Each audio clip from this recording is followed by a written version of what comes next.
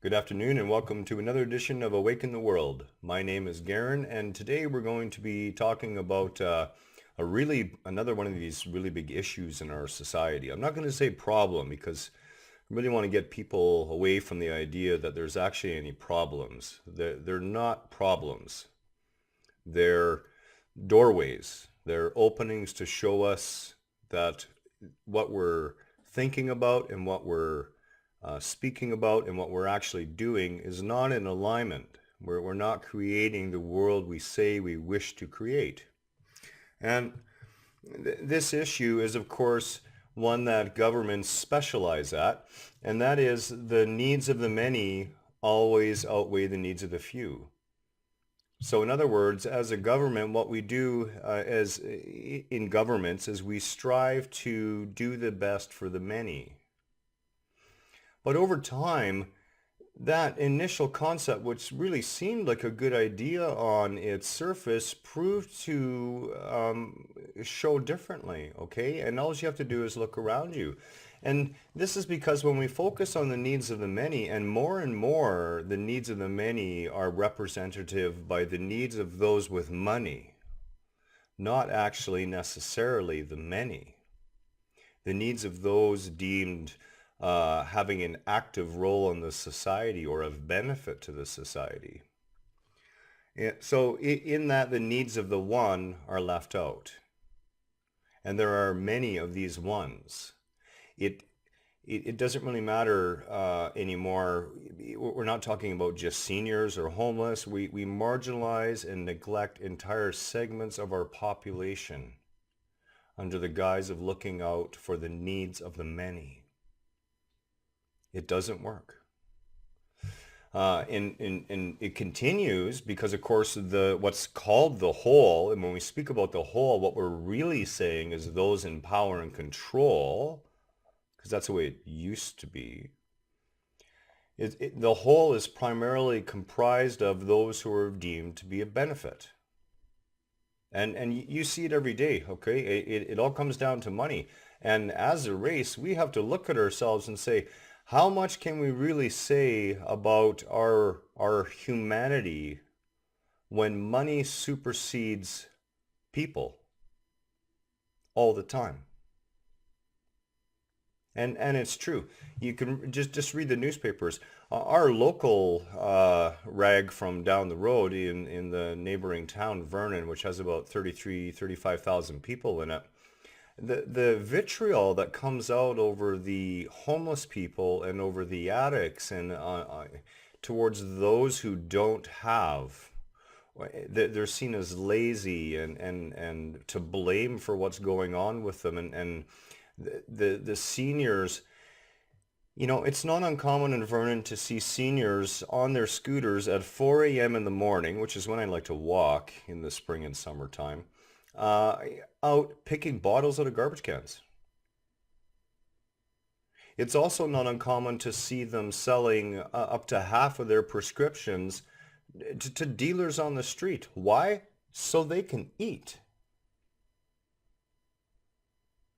This is what happens when we serve the needs of the many. We have truly lost our way in this, and it falls upon this false concept that serving the needs of the many makes any sense at all. It actually causes far more damage than good.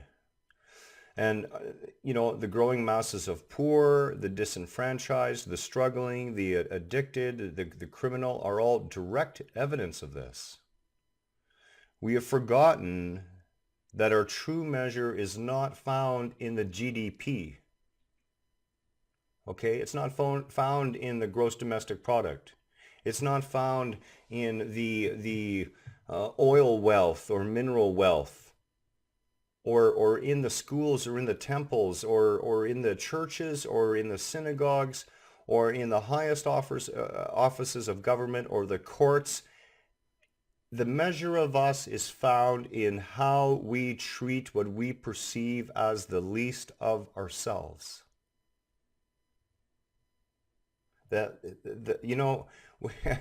If we have a society where 100 million people are looked after and one is not, we have failed.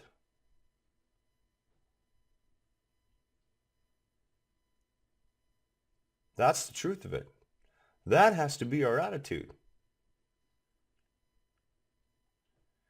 And the funny thing about history is when you actually get into history and you look at history, the warnings are all over the place. Look, we've tried this before. We've been here before. We've circled through this before. We've repeated the same actions time and time again in a state of unconsciousness.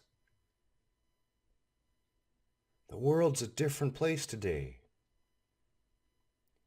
It, 200 years ago, there may have been 10,000 highly aware people on the planet. It didn't really matter. They couldn't communicate with more than, an additional 10,000 each in their lifetimes, depending where they were, maybe even less. Now, one person can reach millions. And I dare say billions, if we did it right. This is where our gift comes in this time. We can change.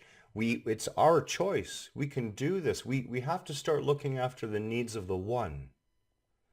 We need a complete paradigm shift, a full 180 degree reversal. When we care for the needs of the one, the needs of the whole are fulfilled. It will take time because we've been so backwards for so long. But when those perceived as the least of us are cared for and feel part of the society, the whole society benefits. The whole society moves forward. In our narrow vision, we never look at that one and think, maybe the society has to care for that person for 50 years.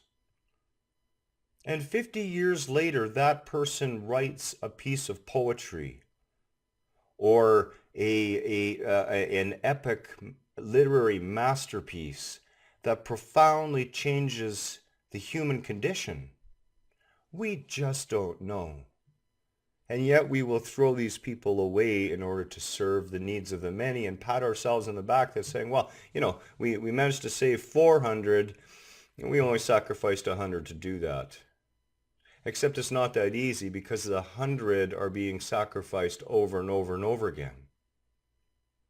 Every day they wake up without food. Every day they wake up without shelter. Every day they wake up at 75 years old and wondering whether they're going to have enough food to eat or be evicted from their home. Politicians and media do their utmost to keep us convinced otherwise. But it's not true. If we are to survive and evolve as a species, we must show compassion. We must provide equality of opportunity for all, regardless of past deeds, regardless of current conditions, and those opportunities must never be taken away. We would look upon our Creator, and this is why the three major religions in the world have such a hold. Because their Creator is an egoic bastard who will send you to hell in a heartbeat and judge you. And that's what we do to each other. The least of ourselves. The many ones who are in need.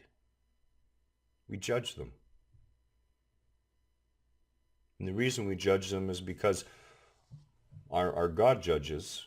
It's natural that we should judge too. Makes sense, right? Money should never supersede a living being. It is only our limited myopic vision that would say otherwise.